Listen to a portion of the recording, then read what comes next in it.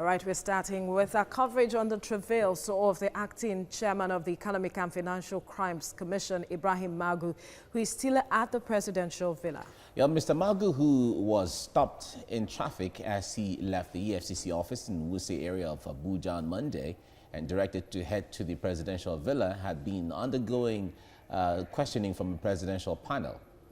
According to available information, as soon as he arrived at the presidential villa, his lawyer, Rotimi Oyedepo, also joined him there.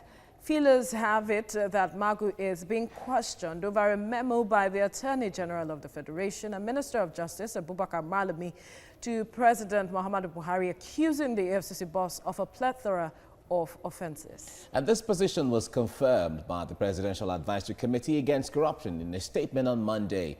And the statement was signed by one of its members, Professor Femi Odekunle. Now, he said in part, and I quote, that again, we cannot forget Malami's demand of certain high-profile case files from Magu, which the latter has been resisting. Now, the position of PACAC is that while Magu or any official of whatever status must be nailed if found to be corrupt, the president must be careful not to shoot its anti-corruption fight and modest achievements in the foot, and not to forget that EFCC under Magu has been the administration's anti-corruption poster face, end of quote.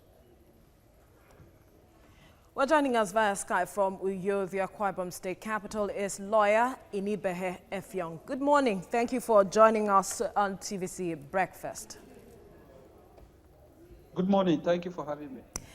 Well, it seems that Ibrahim Magu, since 2015, has been fighting for some sort of survival with one issue or the other. Talk to us your position with regards to recent developments, especially his questioning at the presidential villa. Well, I'm a bit troubled by the development that we have witnessed in the last 24 hours. You know that Mr. Magu had remained as the acting chairman of the commission for close to 4 to 5 years. And this has been so despite the change in leadership of the Senate. I'm making that point to underscore the fact that what happened yesterday is basically a climax of a running battle that has been ongoing between what looks like a faction or certain elements within the presidency and Mr. Magu. It is also on record that the Attorney General of the Federation has not had a smooth relationship with the chairman of the EFCC. We have witnessed a situation where the Attorney General, in very suspicious and uncomfortable circumstances, have discontinued cases being prosecuted in court by the EFCC. We have also seen that the part of the executive, specifically the state secretary reports, which in their opinion were incriminating of the acting chairman of the EFCC. So when yesterday we read reports that Mr. Magu had been arrested or had been taken before the investigative panel, one would have wondered why the investigative panel had to resort to physically arresting him at the traffic on the road, invited him by phone or sent a letter.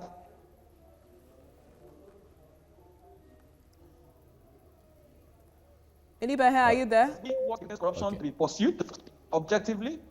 Yes, I'm with you. Okay. Okay. That as long as we want the anti-corruption fight of the federal government to be pursued vigorously, the chairman of the EFCC should not be seen to be above or. Okay, we seem to be having a challenge with the connectivity there, but certainly we'll try to fix that as we get along. Now, one other concern that a lot of Nigerians have is the manner this is carried out. Mm-hmm. The point there is, EFCC reports to the presidency directly. It's an agency. Mm-hmm. The DSS reports to the presidency. These are all agencies under the presidency. Now, the point there is we've seen a situation where there was a face-off. I think about a few years ago, there was a face-off between DSS on one hand and EFCC officials on the other. A particular memo. Exactly. So one wonders, is government working at cross purposes, or shouldn't there be a standard as to who handles what, and then even if anyone, because nobody is above the law, not even the president. None at all. So the point there is, when there is a process of inviting someone for questioning, what should it be? Instead of going in a commando style. Ibrahim might be in the place exactly. to explain that to us. He's back on now. I think he's back on now. The concern a lot of Nigerians have, now from the headlines we saw, some said EFCC chairman was arrested. Others said, no, he was only invited. Whether anyone happens is just the semantics of it. But what concerns do you have from the way at which commando style of arresting some officials of government sometimes? Shouldn't there be a procedure of handling these issues? Well, ordinarily, because of the position that Mr. Magu is occupying, it is not plausible, it is not tenable to say that they were unable to reach him. The chairman of the EFCC is one of the easiest person that can be contacted. So why they have to resort to this commando style of, getting him to appear before the panel is what I don't understand. Because as far as I'm concerned, they could have just simply delivered a letter to his office. So what I see is a clearly orchestrated attempt to embarrass him, which also presupposes that there are very powerful interests that want Mr. Magu to be removed. But we must also not fail to make the point that this embarrassing episode has persisted because the president of the country has not taken responsibility for the dysfunction in his government.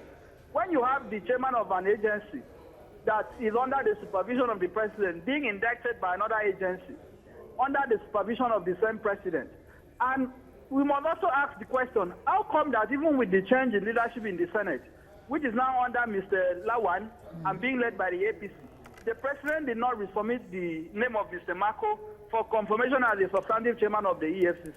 So what you clearly see is government dysfunction, which is why the president must take responsibility for what is happening. And you also have the Attorney General of the Federation playing, an interesting part in what is happening.